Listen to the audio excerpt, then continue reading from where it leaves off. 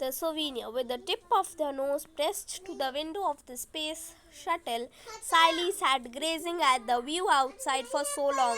Still, she didn't seem to be contented.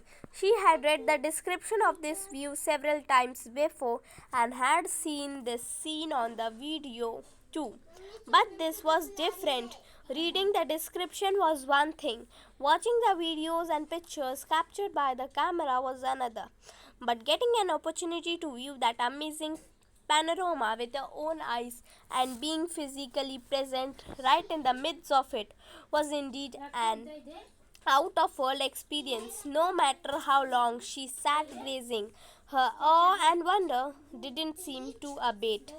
The earth gradually appeared to get smaller and smaller in the sky.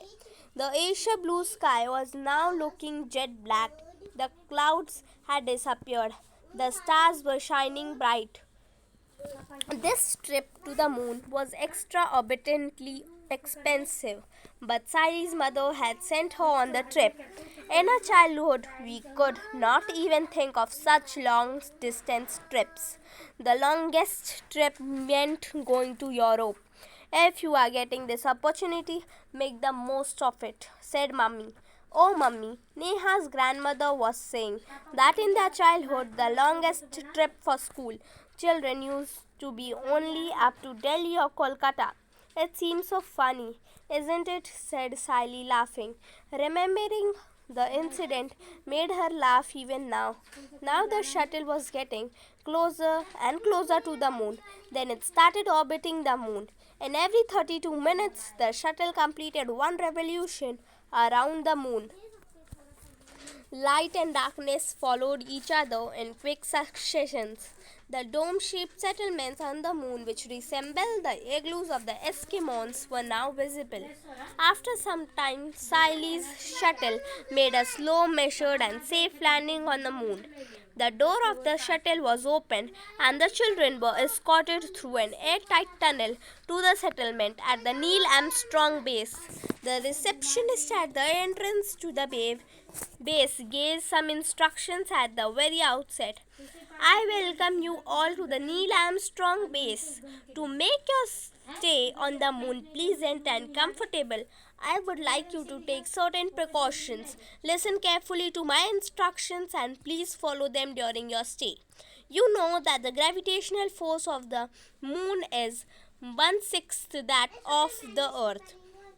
In human settlements on the moon, the gravitational force equivalent to the Earth has been artificially maintained. But outside those settlements, the gravitational force of the moon is at work.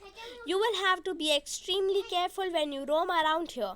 The second point to all must be interested in carrying souvenirs back home from the moon.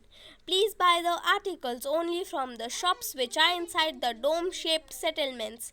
That you will be assured of genuine articles. Do not buy anything from the unauthorized shops outside the settlement. I wish you a very happy and pleasant stay on the moon. A jam-packed 3 days program awaited the children on the moon.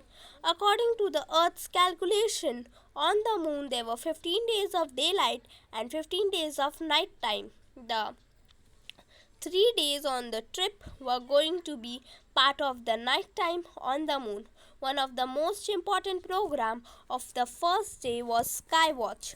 On the earth it was usually foggy and the stars were seen rarely and only very faintly. There was no atmosphere on the moon. On the dark background of the moon sky, the stars shone dazzling bright. The most attractive view was that of the disk of the earth. In the moon sky, the earth looked 13 times bigger than the moon in the earth sky. It was also 70 times brighter. The earth light fell on the moon.